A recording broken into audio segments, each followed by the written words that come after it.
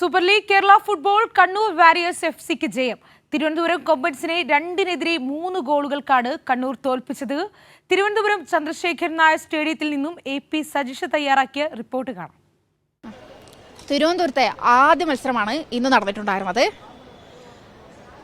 തിരുവനന്തപുരം കൊമ്പൻസിന്റെ സ്വന്തം മണ്ണിൽ ഒരു വടക്കം വീര്യമാണ് കണ്ടത്. കണ്ണൂർ വാരിയേഴ്സ് FC 3-2 തിരുവനന്തപുരം കൊമ്പൻസിനെ തോൽപ്പിച്ചിരിക്കുന്നു.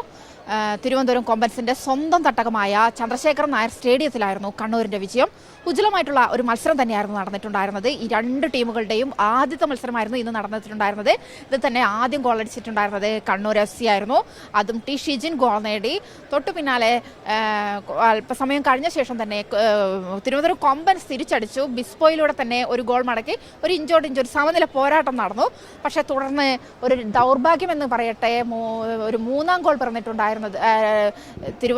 കണ്ണൂർ വാരിയേഴ്സിന് വേണ്ടി രണ്ടാമത്തെ ഗോൾ നേടിയത്, അതായത് മത്സരത്തിലെ മൂന്നാമത്തെ ഗോൾ പിറന്നത് ഒരു സെൽഫ് ഗോളിലൂടെയായിരുന്നു തിരുവനന്തപുരം കൊമ്പൻസിന്റെ. അതോടുകൂടി 3-2 കണ്ണൂർ മുന്നിട്ട് നിൽക്കുന്നു. തുടർന്ന് കണ്ണൂർ വീണ്ടും ഗോൾ അടിച്ച് 3-1 മുന്നിലായി. അതിനുശേഷം തിരുവനന്തപുരം അവസാന ആവേശത്തിലേക്ക് കടന്ന മത്സരത്തിൽ 3-2 തിരുവനന്തപുരം ഒരു ഗോൾ മടക്കി. പക്ഷേ 3-2 വിജയം കണ്ണൂർ സ്വന്തമാക്കിയിരിക്കുകയാണ്. രണ്ട് ടീമുകളുടെയും ആദ്യത്തെ മത്സരമായിരുന്നു ഇന്ന് നടന്നിട്ടുണ്ടായിരുന്നത്.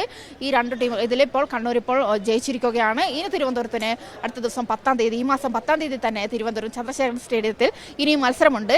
ഇനിയും ബാക്കിയുണ്ട് മത്സരങ്ങളുടെ. അതുകൊണ്ട് തന്നെ ഇന്നത്തെ വിജയം ഒരു അന്തിമ ഫലമാണെന്ന് നമുക്ക് ഒരിക്കലും പറയാൻ കഴിയില്ല. കാരണം ഇനിയും മത്സരങ്ങൾ ഇനിയും ഒരുപാട് ബാക്കിയുണ്ട്. ചാമ്പ്യൻ ആരെന്നറിയാൻ ഇനിയും ഒരുപാട് നാളത്തെ കാത്തിരിപ്പ് ഇനിയും ബാക്കിയുണ്ട്.